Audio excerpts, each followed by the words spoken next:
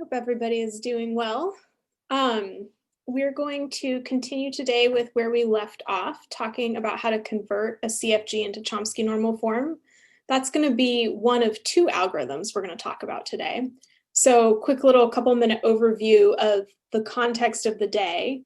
So with Chomsky normal form, we are saying that context-free grammars can have all sorts of different structural forms. So the rules have a left-hand side, which is a variable, and a right-hand side, which is just any string of variables and terminals. And what we want is with Chomsky normal form, we want to only have a couple different forms on the right-hand side of a rule. So we're going to have an algorithm that allows us to get that form. And then the second algorithm that we're going to talk about is called the CYK algorithm. And that's a super practically important algorithm.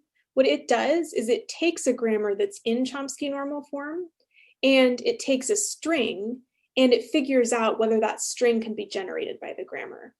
So the reason that this is so practical is because a lot of content is something that's generated that follows the rules of some context-free grammar. In particular, basically all programming languages have the structure of context-free grammar. So if you think about piece of code that's in a block with brackets around it. So inside the brackets, there are a bunch of lines, and each line maybe, depending on what language, ends with a semicolon. And there might be equality statements somewhere, and you can only have one word to the left of an equality statement. So all of these types of rules that we see in programming languages can be consolidated and expressed as a context-free grammar. So a compiler can take that context-free grammar, convert it into Chomsky normal form. It doesn't do that on the fly. That's already built into the compiler. And then it will take a program you provide it, and it will say whether that program is something that's a valid program under the language, which is true if the grammar of the language like C++ can possibly generate your program. So this is a big algorithm with lots of practical importance. It forms the foundation of compilers, and then can just be used even if we're not talking about high-level programming languages to say not only is this string a part of a language, but actually the algorithm, while figuring out whether the string is part of a language, can also generate the parse tree for the string. So that's the main thing that we're going to do today. We're also going to preview the main topic of Friday, which is that we're going to get back into talking about pushdown automata and see how pushdown automata and context-free grammars are equivalent, and you can convert one to the other. We'll start with where we left off with Chomsky normal form and this algorithm for proving the theorem that every context-free grammar can be equivalently written by some other grammar that's in Chomsky normal form. So a reminder about what Chomsky normal form is, we're saying that it's a grammar where each rule is of one of three types. It's either a variable that turns into two non-start variables, it's a variable that turns into a single terminal, or it's the start variable that turns into epsilon. So the way the algorithm works is we take a grammar like s goes to 0, s1, or epsilon, which gives us that language of 0 to the n, 1 to the n. And we start to identify Chomsky normal form violations in this grammar. So the first thing we can notice here, we're going to check whether we have start recursion.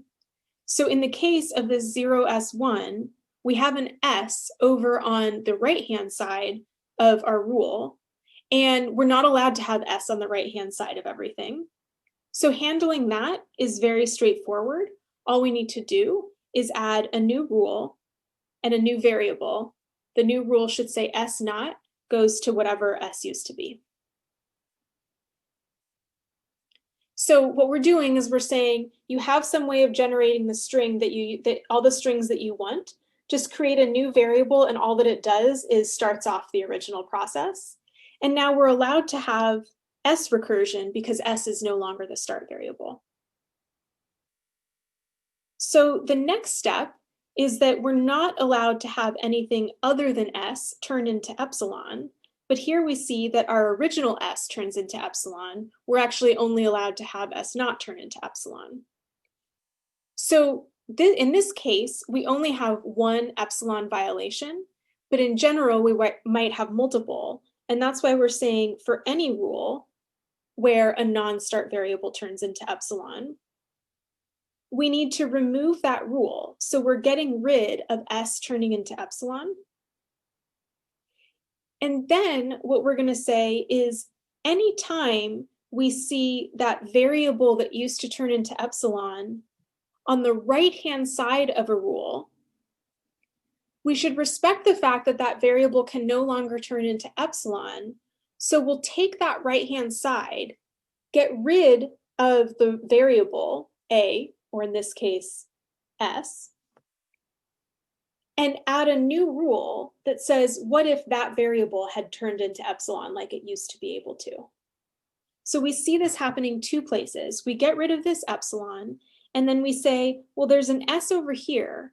If that were able to turn into epsilon, what that would look like is just 0 epsilon 1 or 0, 1. We also see an S over here. And if that were able to turn into epsilon, then that would be S naught turning directly into epsilon. And so we see this common thing where the epsilons kind of bubble up to the top level. So S naught used to be one step removed from the S turning into epsilon, but since S isn't allowed to turn into epsilon, the epsilon gets bumped up. And S gets a new base case. One other comment that I should have made at the beginning, I actually posted these original notes on Camino. So if you feel like it would be helpful to have a tab up so that you can have these instructions to follow along. Once we finish going through fleshing out steps 4 and 5, we're going to go through another example, and I'm going to have it like this. And so it might be nice to scroll back and forth. And then there's another, the CYK algorithm, the pseudocode for that is available as well. Okay, so that's consolidating the epsilon rules. And then we consider whether we have any unit rules. And so a unit rule is where I have a variable turn into another variable. And we see that that is present in this S naught to S rule that we generated at the beginning. And so that S naught to S rule is going to have to get removed. And the way we're going to account for its removal is we're going to say S can turn into any of these things. So we're just going to move those things up as things that S naught can turn directly into. So if you have a unit rule, you end up getting lots of copies of things. So S has all of those rules originally. And since S naught used to be able to turn into S, we're going to say that S naught can reach into the programming of S and take those steps directly. Okay, so any questions about this? This is sort of the point where we had fleshed out this pseudocode last time, and we've gone through this example last time. I want to make sure that all of these steps are clear and that it's clear how they link to the pseudocode. Okay, so the idea for decomposing the long rules is that we're going to consider some right-hand side that has more than 2 characters. So Chomsky normal form only allows me to have 2 characters. So 0S1 has more than 2 characters. If we have just 3 characters, then we can reduce this to 2 characters by keeping the 0 and saying that the S1 corresponds to some new variable V. And then I'll create that new rule that V goes to S1, and I'll replace the S1 in the old rules with V. So that's pretty easy if you have rules of length 3. But if you have right-hand sides of length more than 3, then what you're basically going to do is you're going to take the first character and then have a new variable represent all the subsequent characters. But then if this new variable represents a whole bunch of additional characters, you're going to have to decompose that. So the way we write the code sort of accommodates all of this decomposition of one long rule into multiple variables, each of which are only 2 characters each. So what we're going to do is we're going to say, in general, a long rule is an A that goes to 3 or more characters. So we'll call them U1, U2, UK, where K is at least 3, and each of the UIs are either a variable or a terminal. So these rules are too long. So if there is any that looks like this, we're going to remove it. And then we're going to have to create our new variables. So like our V, but just for consistency with the A, I'm going to call them in general A1 through AK-2. So note that in the case that K is 3, we're just creating one new variable like we've done in this example. But for each additional character, we're going to need an additional variable. And the way we're going to link all of these up is we're going to say, I'm going to have a rule where A goes to U1, A1. So basically this A1 should generate U2 through UK. But instead of saying A1 generates U2 through UK, K could be really large. So we're going to collect everything from 3 to K into A2. And we're going to continue this process until we get to the last variable that we need. And at this point, we only have those last 2 characters left. So we'll have UK-1 and UK. So you can go through all of the syntax and say, if, as in our case, we have K equals 3, then our K-2 is just 1. So we're just going to have one A1 variable. And that K-2 is the last thing, and that's just going to be UK-1 UK.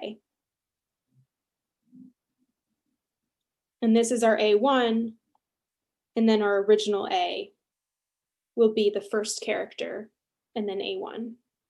And that's the scenario that we have here. So does that make sense? Tracking the indices is hard. And so this is one of these things where you want to really get kind of the basic ideas by doing examples. And then you want to make sure that you can look at the general pseudocode and make sure that all of those little variables that are there, you understand the purpose of them being there. Okay, so the process of cleaning up the terminals is actually practically really simple, and it just takes some words to state it. We're just going to say that the problem is that if we have a terminal in a right-hand side with 2 characters, that's not allowed, because terminals are only allowed to be on right-hand sides by themselves. And I'm really only checking for 2 characters because I know at this point that I've decomposed all my long rules. So it's not possible that I have terminals on right-hand sides with more than 1 character. So I'm going to say any terminal that appears on the right-hand side with 2 characters, I'm going to add a new variable. I'll call this capital U. And a rule that capital U just turns into little u. So this is just creating some terminal rule. All it does is replace itself with a character, which is allowed because that's one of the allowed CNF types. And then I'll replace every right-hand side U with 2 characters with my capital U.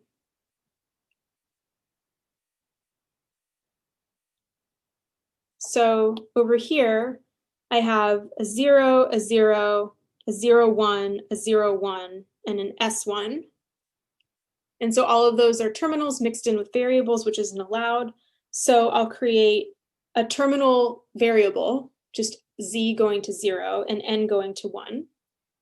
And then wherever I had a 1, I'll replace that with an N. Wherever I had a 0, I'll replace that with a Z.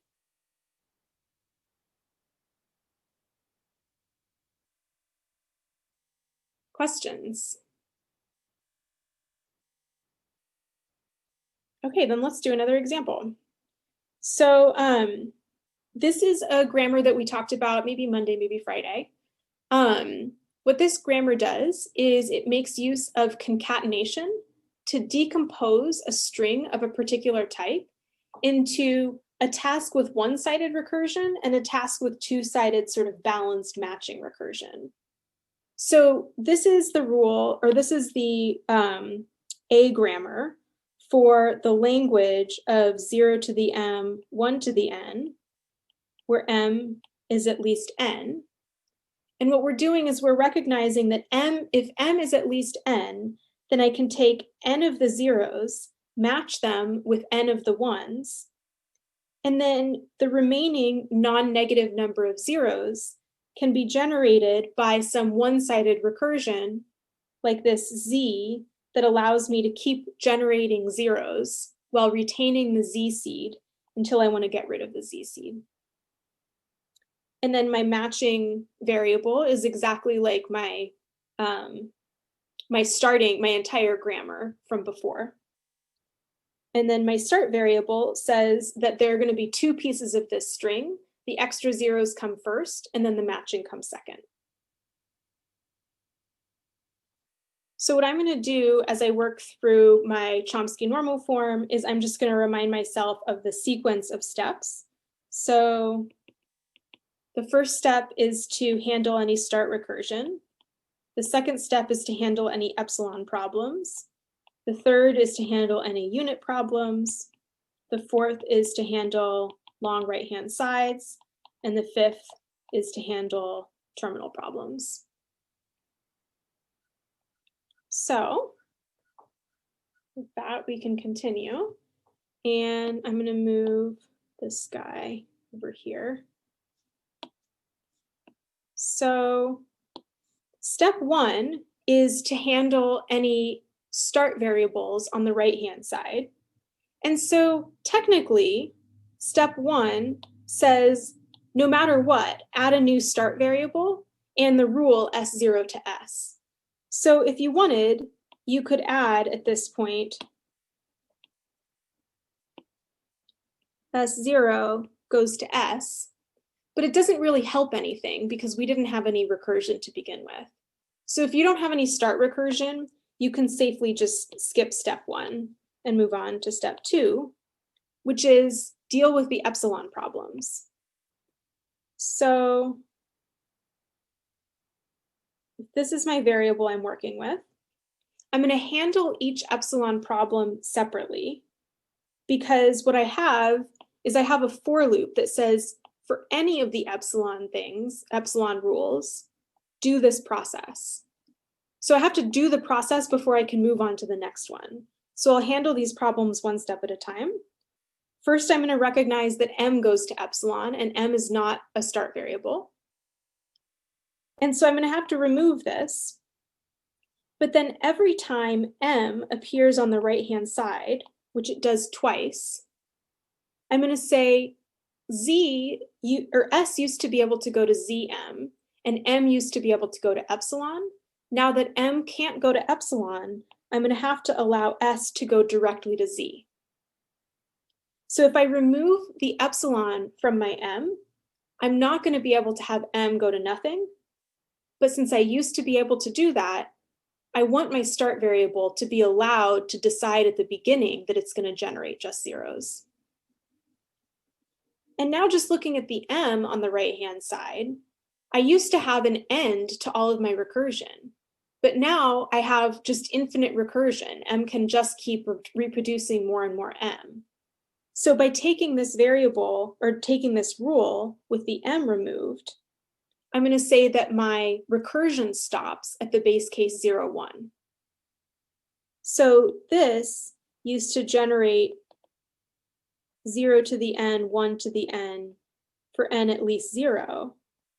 Now this generates 0 to the n, 1 to the n for n at least 1.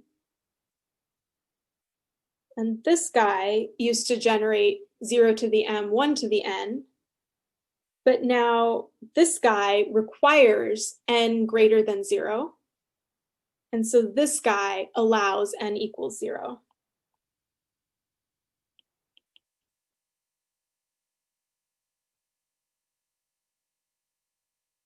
Okay, so we have that epsilon taken care of. But it looks kind of fishy because we don't have a start going to epsilon, yet we know that epsilon is in this language. Well, the reason we don't have start going to epsilon yet is because z is still allowed to go to epsilon. So this is the next rule that we're going to get rid of. And in order to get rid of the z, we need to identify that z appears on the right-hand side in 3 places.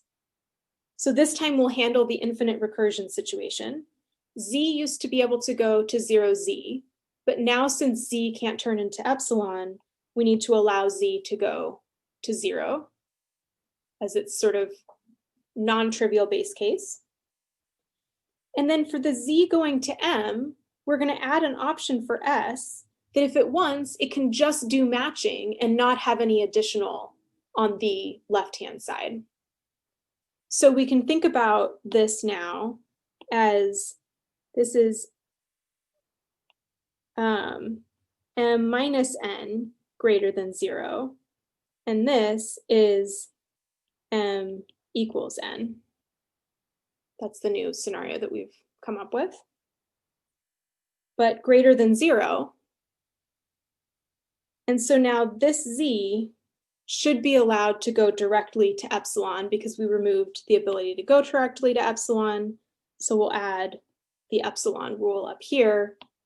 And this corresponds to the case that n equals m equals 0, whereas here we have m greater than 0.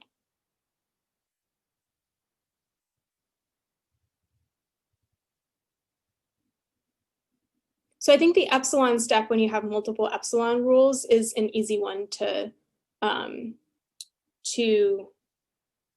get lost with. So you just have to make sure that you are looking at every possible place that that left-hand side variable occurs on the right-hand side and replicating all of those rules with that variable removed. So we kind of need to do one before the other, and if we do them at the same time, then we miss that last epsilon. Yeah, I think that, I mean, it depends on what you mean by do them at the same time. But yes, sometimes the process that the rules that you create for handling one epsilon rule, like this z, will end up creating more things that you have to process when processing the second one. So it's better to process them in sequence so you keep track of everything. And if you think about it, that's how the pseudocode is written. This for loop says for each thing, go through the entire process before you move on to the next thing.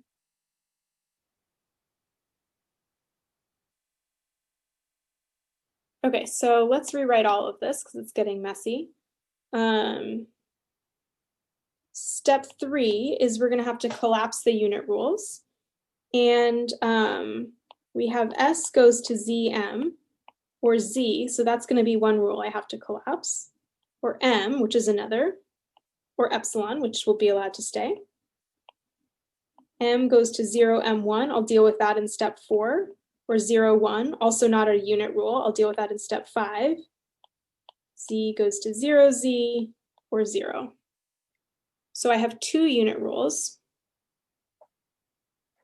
So now if I'm thinking about the terminology in my generic pseudocode, then I'm going to have a rule like A goes to B. And then what I want to do is I want to see everything that B goes to. So here's a U, here's a U. That needs to be copied up into A, because A used to be able to go, or S used to be able to go directly to Z. Z could go to 0Z or 0. When I get rid of the Z, I need to take the 0Z and 0 and move it up. So I'll make myself some space here, get rid of my Z, and then take these rules and copy them up here.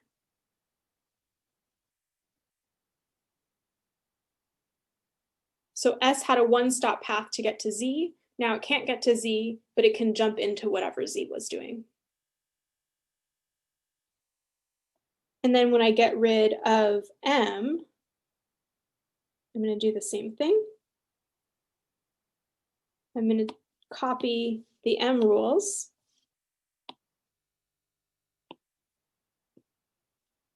And then I can remove this M goes to, S goes to M. And so now I don't have any more unit rules.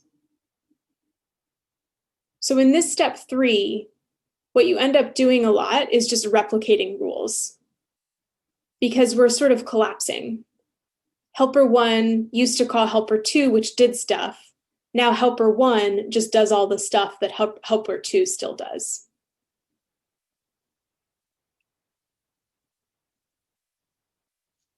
So this is a nice shape to copy down for step 4, where we are going to handle all of the long rules. So this is not too much more complicated than last time because we still have only rules of length 3, so we don't have to deal with these cascades. And what I also recognize is that the 2 rules that I have of length 3 are the exact same right-hand side. They're 0 and 1. So whereas at step 2, I said that I really wanted to process each of the epsilon rules in sequence rather than simultaneously. In theory, for the long rules, I should be processing each rule individually. But if they're the exact same rule, then I can get away with just doing it all at once. So what getting away with doing it all at once means here is I have my M1, that's going to become a Z. So I'll just take my M1 and replace it. I said Z and wrote V. V is what I meant because I already have a Z. Replace it with a V. And now I don't have any more long rules. Is that on the top row of rule 4, is that a 0Z10, or is that like a bar? Oh, what a great question. Yeah, that's a bar. Yeah, that's the problem with bars. They're hard to distinguish from ones. Yep, but it's a 0. And the reason it's a 0, it's because I was copying the rules from Z, which included one-sided recursion and a base case, and the base case was 0.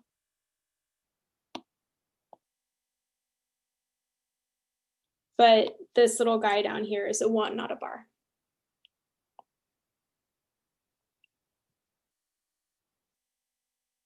Okay, so I wouldn't necessarily even copy all of this. I would just write it on top of your notes. So at this point, we are supposed to handle all of the terminals. And so basically what we just do is we identify where I have terminals that are mixed with either other terminals or a variable. So I have a bunch of 0s and 1s. Notice that I'm not highlighting either of these standalone 0s because standalone terminals are good. So I don't want to replace standalone terminals with variables because then I would be creating unit rules, and I already handled my unit rules. I don't want to have to deal with more unit rules. So since I have 0s and I have 1s, I'll just go ahead and create a terminal 0 rule and a terminal 1 rule.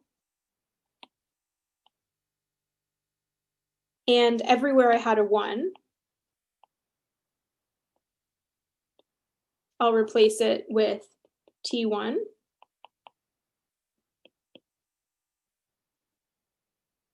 Everywhere I had a 0, 1, 2, 3, I'll replace it with a T0. This 0, this 0, this 0.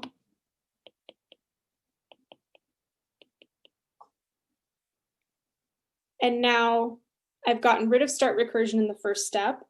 I have, well, I didn't have any start recursion to begin with. I handled my epsilons where they didn't belong in the second step. So the only epsilon I see is coming from the start place.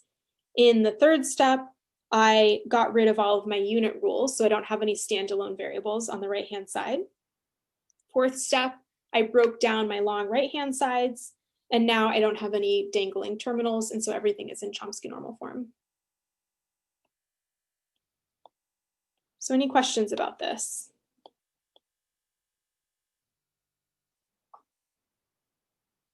Cool. Okay, well, what we're going to do now is we are going to go on to talking about this algorithm called the CYK algorithm. And so this is what I was saying at the beginning of class. It figures out, given some string and some grammar that has to be pre-processed as Chomsky normal form, we're going to see whether that string can be generated by the grammar. So this is a classical dynamic programming algorithm. So if you've taken algorithms, put yourself in that dynamic programming paradigm mindset. If you haven't, you don't need to know all about the paradigm.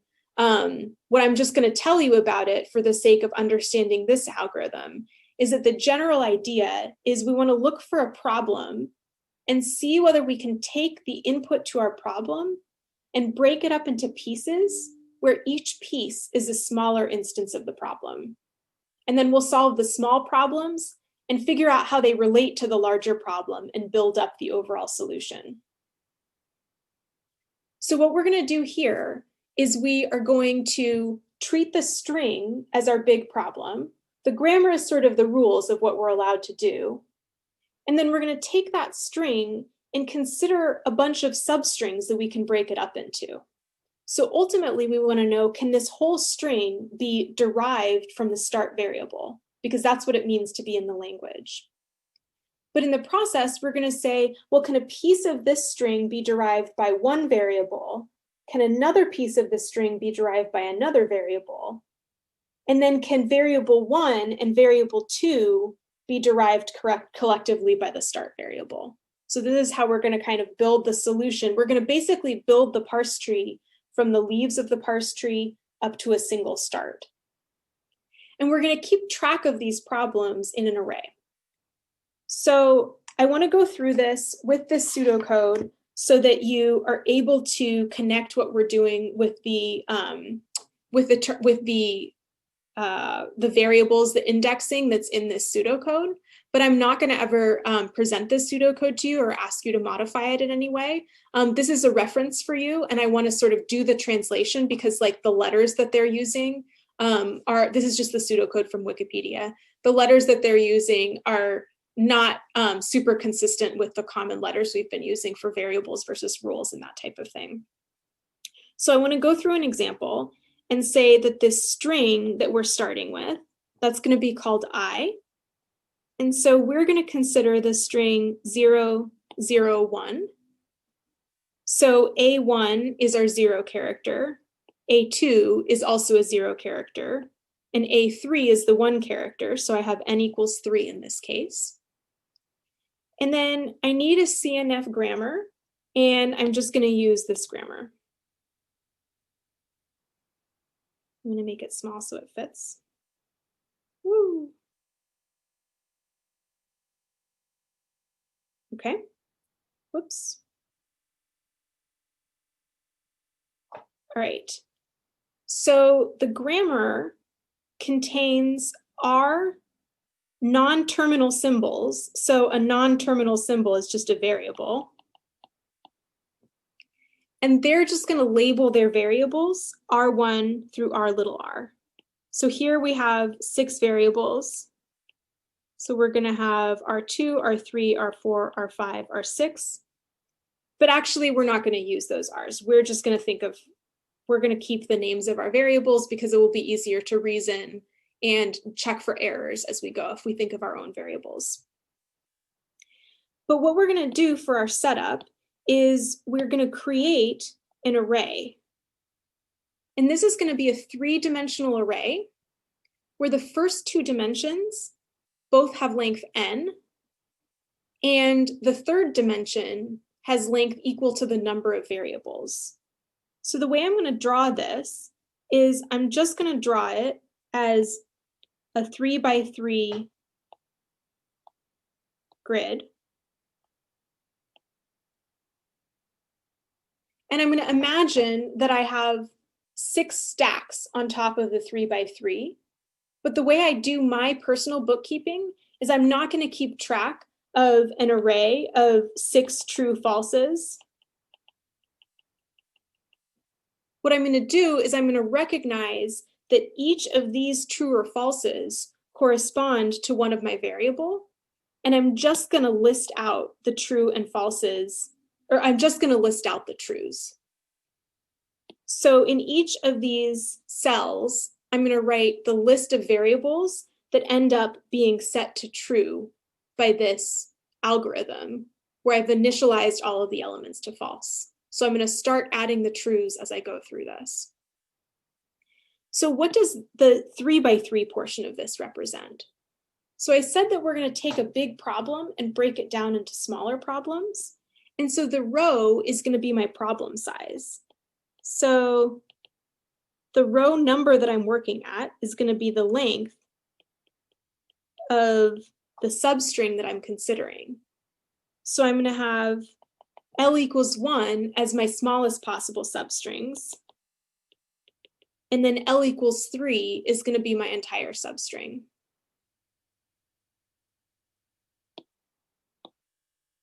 The column headers are going to correspond to the start index. So I can write the string that I'm working with above here for reference. What this means is that L2 S1 is the length 2 substring that starts at the beginning. But I could also consider the length 2 substring that starts at the second character, and that would be 0, 1. So the solution that I'm looking for is what information is stored in the lower left, because that's the length 3 substring that starts at the beginning, so that's the entire string. So this is where I find out if the grammar derives the string. That's going to be where my answer is. But I start with my small problems and I work up to the larger ones. So these lines tell me how to populate the first row of my grid. And the question there is which variables derive the individual characters in my string. So I'm saying for every rule that possibly derives AS, so that particular character, go ahead and mark that rule, V is the index of R, as true. So for L equals 1, S equals 1, I'm saying where does 0 appear on the right-hand side of any rules? And I have 3 places that it appears. So I'm going to write this down as S, Z, and T0 are my options for how I could get that base case of just deriving 0. And then I'm going to have the same thing in the second because I have the same character that I'm wondering about deriving. Then for 1, I'm going to see that only T1 has 1 on the right-hand side, so that's my only option there.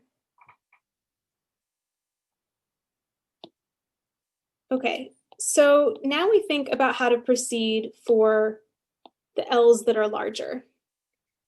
So what I'm going to do is I'm going to go through and I'm actually going to stop before I get to the very end, because if I think about it, L equals 2, S equals 3 doesn't make sense because that's asking me a length 2 substring that starts at the very end, and there's nothing over here, so that doesn't make sense. And similarly, when I get down to row 3, It doesn't make sense to start at the second character or the third character. So you have an n by n grid that you're populating, but you're only populating the upper left triangle, including the upper left triangle, including the diagonal. So for L equals 2, I'm saying now, how can I possibly derive the substring 0, 0? Well, the way I can derive the substring 0, 0 has to be through a variable that turns into two other variables, because I have two characters. So I can't have a variable that goes to a terminal. I can't have the start that goes to epsilon. So what I'm looking for is any combination of SZT0 as the first variable or SZT0 as the second variable.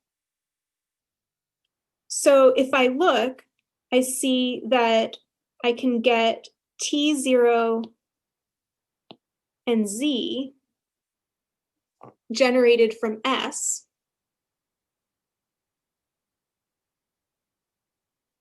And I can also get T0 and Z generated from Z. So S and Z are the variables that derive that substring 0, 0, which makes sense if I remember what S and Z correspond to. Z is the thing that can derive any number of zeros. S is the thing that can derive the entire language. And not having any matching ones is something that can be derived if I send M immediately to epsilon. So I can also at this point keep track of where I got these, and this is how I'll be able to construct the parse tree later. So Z could turn into a T0 to get the first 0, and then turn into a Z to get the second 0. And I could do the same thing for S, but I'm also going to recognize that if I'm trying to generate something that is not the very beginning of my parse tree, S is not ever going to be in the middle of my parse tree because there's no S recursion. So S is only possibly going to be at the top of the parse tree. So I should write that down for completeness, but I'm not going to end up using that S. Now for this next one, I am looking for anything that has a combination of S, Z, and T0 combined with T1. And I can see that I have a T0, T1, that's my matching base case. That can get there straight from S, or it can get there as the base case from M. And so I'm going to have S and M as my options. I'll do sort of the same thought process and say, I don't really care about this S, but if I need to use the M, then it will correspond to that T0 and the T1.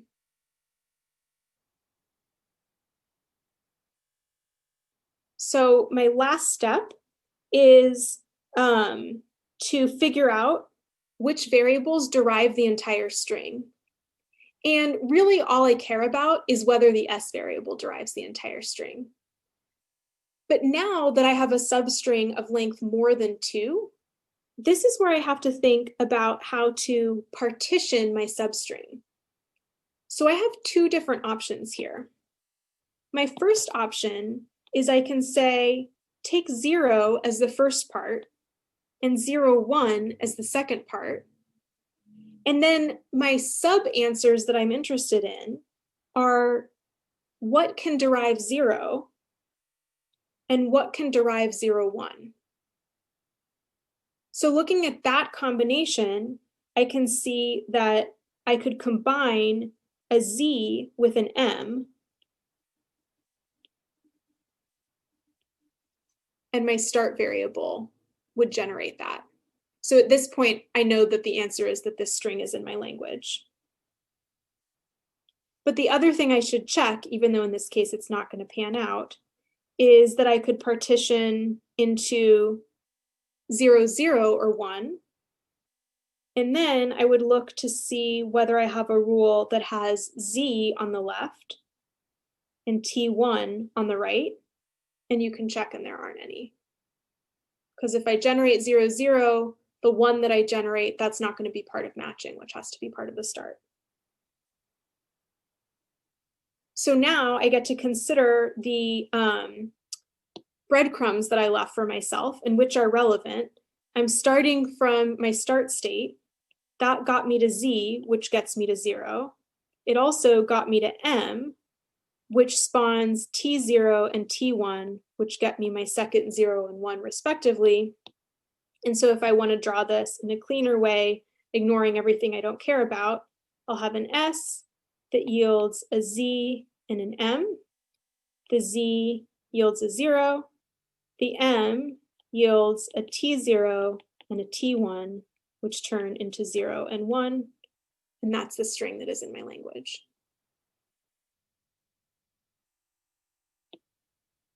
Questions about this?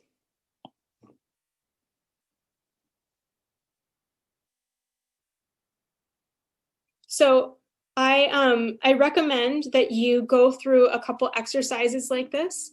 This is the last exercise this is the only exercise for CYK that we are going to do in class. What I'm going to do is I'm going to film a mini lecture for you that you can watch if you want to. But I'm going to give you the exercise as an opportunity to just work on it on your own before you watch the mini lecture. You're also going to have a homework question along these lines for next week. So the exercise is to do Chomsky normal form and CYK for even palindromes. So for your last homework, you came up with a context-free grammar for even palindromes. It probably looked something like P, or S if you want, goes to matching zeros or matching ones. And then if it's an even length palindrome, the base case has to be epsilon to ensure that we have exactly the same number on the left and the right and nothing in the middle. So step 1, before we can run CYK, is turn this into Chomsky normal form. And then step 2 is to run CYK on the string 0, 1, 1, 0. And then ask, is it in the language? What do you think the answer will be? Yeah. It's definitely going to be in the language because 0, 1, 1, 0 is a palindrome. It reads the same backwards and forwards, and it has an even number of characters. But then also ask, what is its parse tree for the context, for the Chomsky normal form version of the grammar? So it will be pretty easy to come up with a parse tree for 0, 1, 1, 0 in your basic grammar. You only have one variable to keep track of. The P will first generate the zeros with another copy of itself, which will generate the ones, and then the P will turn to epsilon. But that's going to get wonkier and more complicated when you have more rules and more variables that are necessary to make this Chomsky normal form.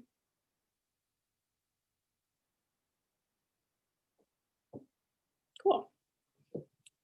Okay, so what I want to do for the rest of today and also Friday is to start talking about the equivalence between context-free grammars and PDAs. So this is sort of the portion of class where, thinking back to Unit 1, we talked about how, well, obviously an NFA just generalizes a DFA, but can we take an NFA and turn it into a DFA?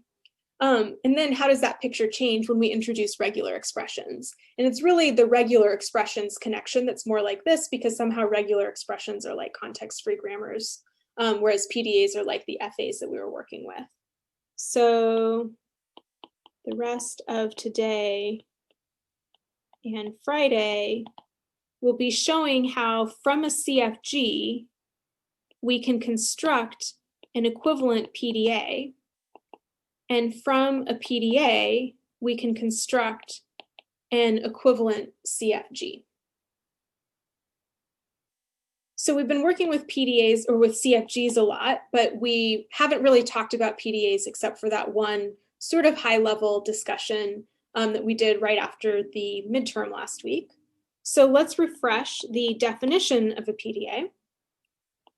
We said that a pushdown automaton is a six-tuple, and the components are very similar to the components of an NFA. There's going to be a state set, there's going to be an alphabet, there's going to be a transition function, a start variable, or a start state rather, and a set of final states. The distinction here is that with a PDA, we also have a memory stack, and the characters that we're allowed to write to the memory stack are allowed to be different than the characters that we're reading from the input.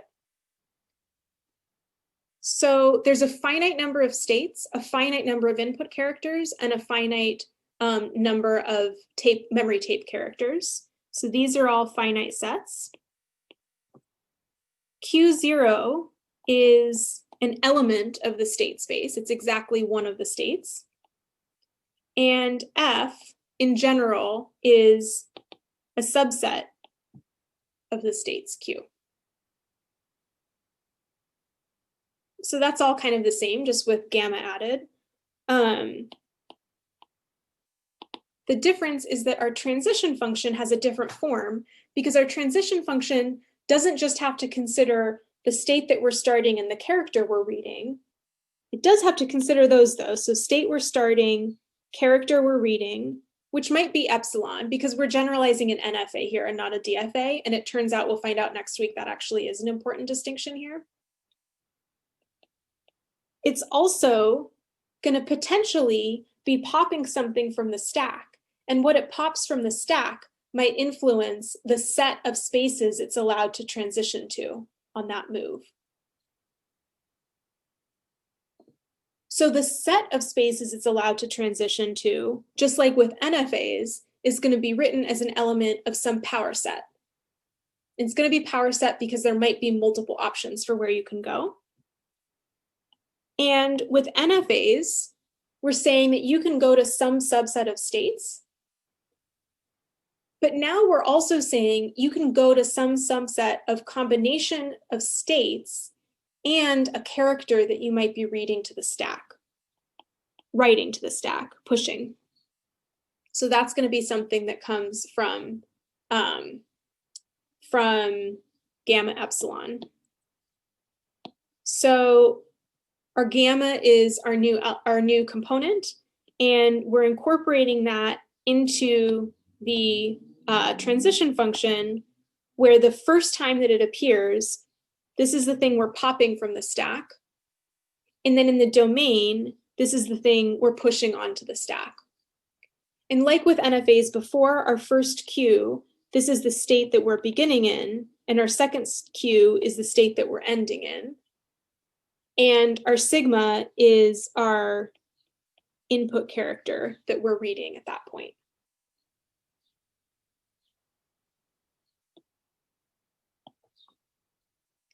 Okay, so this is what we talked about initially. We didn't really describe the exact model of computation.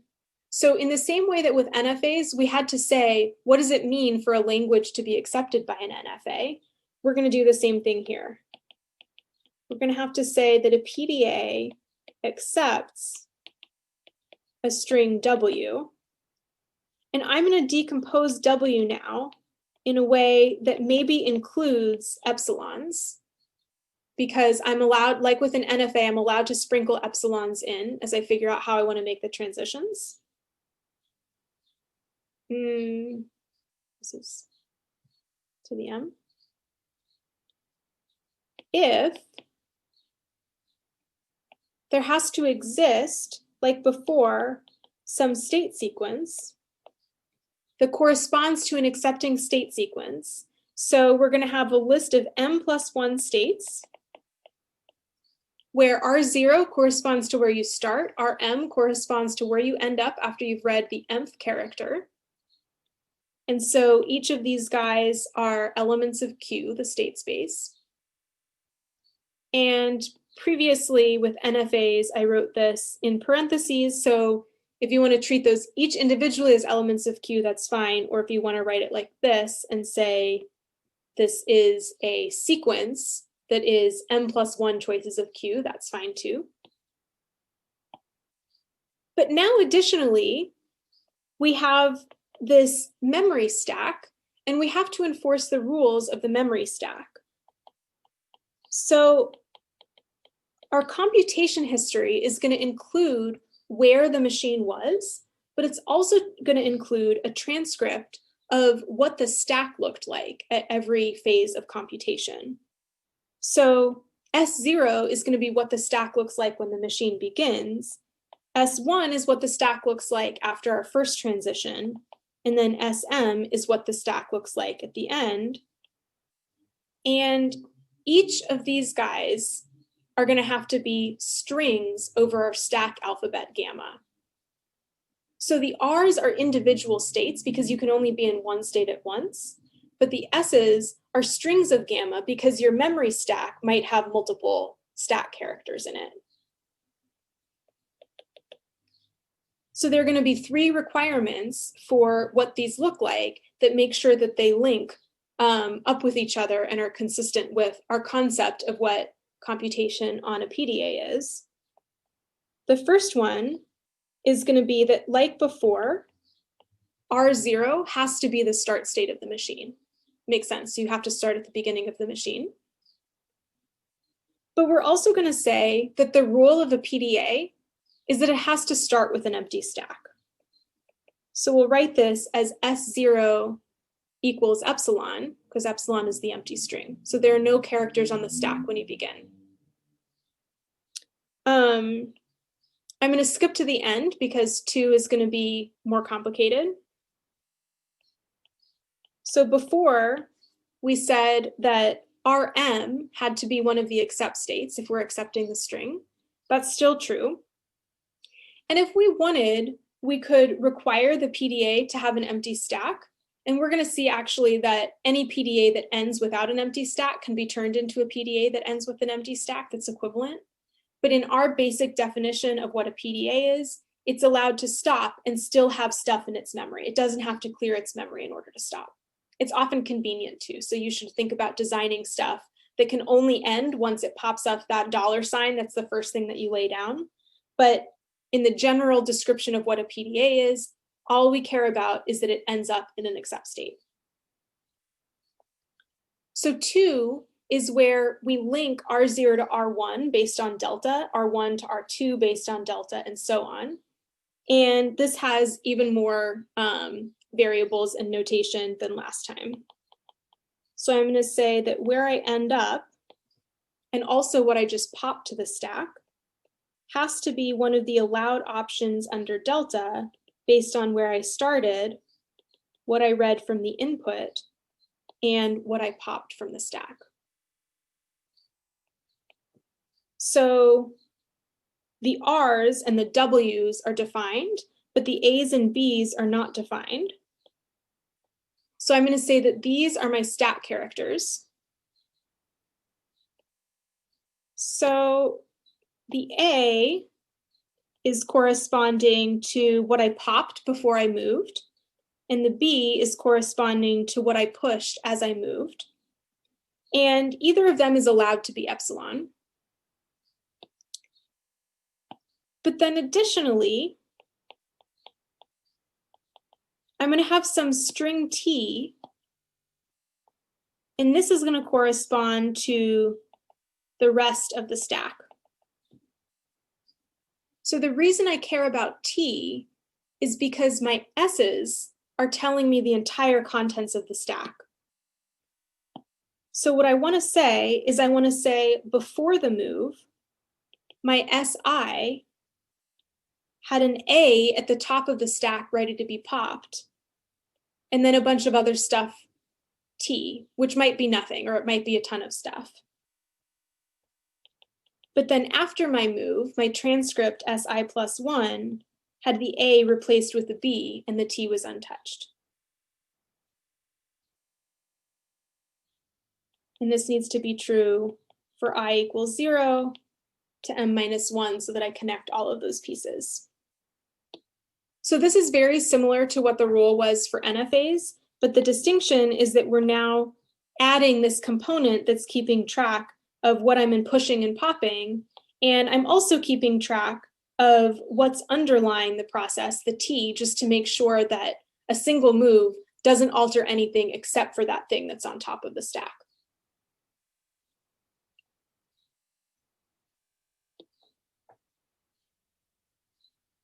So then the final thing that I need to add is that the language of the PDA is L of P, which is just the set of strings in its input alphabet such that the machine accepts W. Now I can fully reason about, given a configuration, given a six-tuple of the form that's specified by the definition of a PDA, is it going to accept a string or not? And then I get the entire language, and then I can ask questions like, is it equivalent to a particular CFG? So our first theorem that we're going to work on tomorrow is that every context-free language can be recognized by some push-down automaton. So the visual here is that we have our regular languages, and we know that they're contained in the set of context-free languages. And so this theorem tells us that the set of context-free languages are contained in the set of languages that are recognizable by a PDA. And then we'll say every PDA has an equivalent CFG, and that will tell us that there's nothing here. So that basically says, in the same way that we had DFA, NFA, regex are all equivalent. Now we're going to say CFG and PDA are equivalent, and they form our Unit 2 set of context-free languages.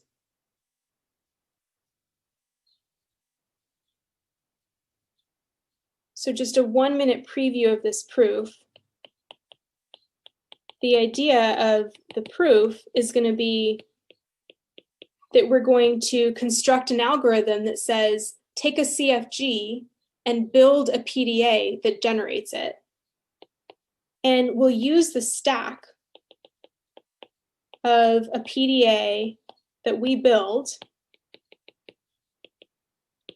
to keep track of the derivation of its input string